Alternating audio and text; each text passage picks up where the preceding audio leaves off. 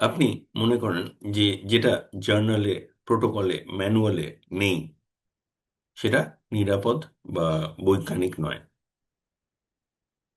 এটা ভয় থেকে আসছে। এটা কিন্তু বিজ্ঞানের প্রতি শ্রদ্ধা থেকে আসছে না। যেটা লেখা নেই সেটার পক্ষে আপনি কিভাবে দাঁড়াবেন, আপনার মনে প্রশ্ন আসতে পারে। কেউ যদি প্রশ্ন করে প্রমাণ কোথায়, আমি নিজেকে আনসাইন্টিফিক দেখাতে চাই না। আপনি ইনফরমেটিভ ভাবছেন তো? কারণ একটা জিনিস খেয়াল করুন, পুরো জিনিসটা একটা ডিফেন্সিভ প্র্যাকটিসে আটকে যাচ্ছে।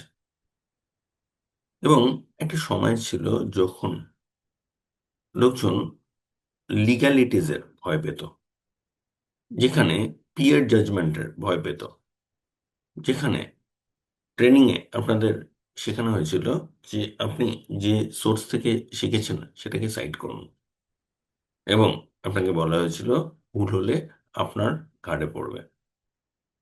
সুতরাং আপনি ডিফেন্সিভ হয়েছেন।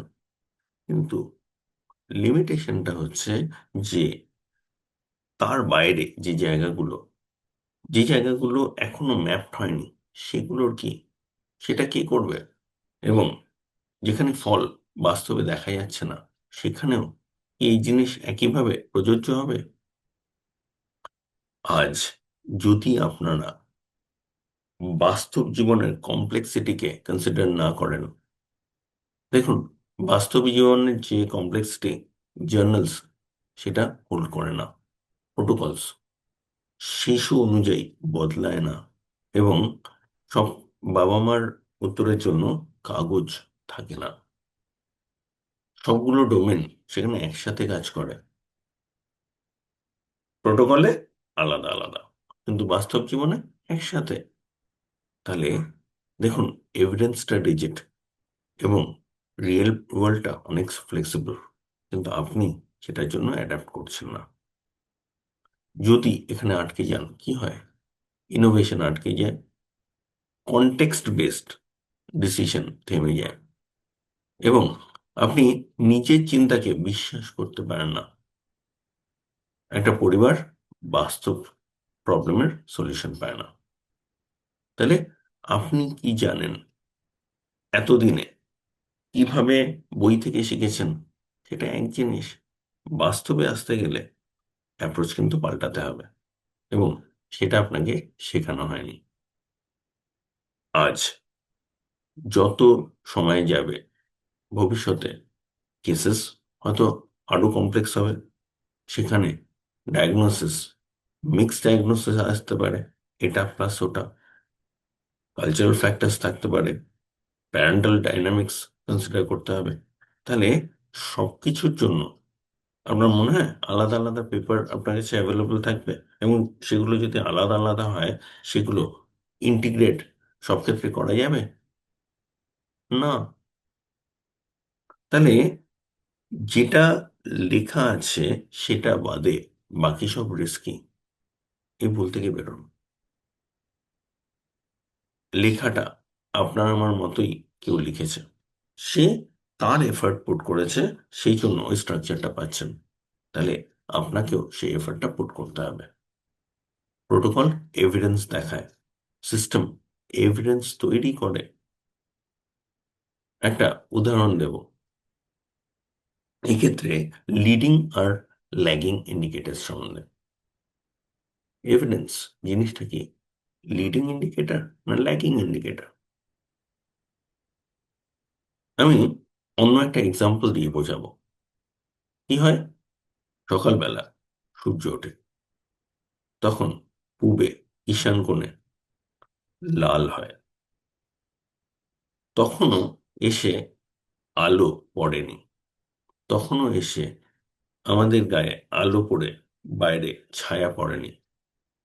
দেখুন, ছায়াটা এভিডেন্স যে সূর্য উঠেছে, কিন্তু সূর্য উঠতে চলেছে, এখনো ওঠেনি, তারও ইন্ডিকেটর আছে, এবং সেটা আপনাদের ধরানো হয়নি।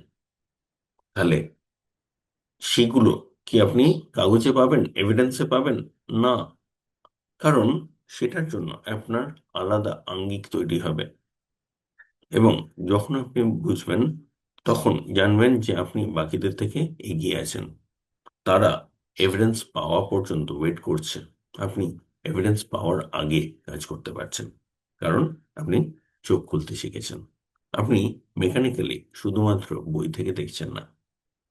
সুতরাং যে এভিডেন্স অলরেডি চলে এসেছে সেটা আপনাকে দেখানো হচ্ছে। উদাহরণ, যখন আপনার গায়ে আলো পড়েছে এবং ছায়া পড়েছে, তার মানে এই ছায়াটা এভিডেন্স যে সূর্য উঠেছে। কিন্তু সূর্য উঠতে চলেছে, এই এভিডেন্স আসে লিডিং ইন্ডিকেটরস থেকে, যেটা সিস্টেম থেকে আসবে। সুতরাং আজকে একটু ভাবুন যে আপনি কিভাবে ভাববেন, আপনি কোনটা নিয়ে কাজ করছেন, প্রসেস না রেজাল্ট, এবং যে প্রসেসটা লাগাচ্ছেন ওই সিনারিওতে ওই প্রসেসটা অ্যাপ্লিকেবল তো, ওই প্রসেসের মাধ্যমে যেখানে যাচ্ছেন ওটাই কি একমাত্র ডেস্টিনেশন, না কোন ডেস্টিনেশন নিয়ে অ্যাকচুয়ালি কাজ করা উচিত? আজ যদি এভাবে ভাবতে পারেন না, বিজ্ঞান পাল্টে যাবে। এবং আমরা, আপনি আমি যদি বিজ্ঞানকে না পাল্টাই, তাহলে কিন্তু ভবিষ্যৎ সিকিউর হবে না। আজ খেয়াল করে দেখুন, এত এত বাচ্চা স্ট্রাগল করছে। যদি পাবলিশ লিটারেচার যথেষ্ট হতো, তাহলে তো এটা সলিউশন পেয়ে যেত।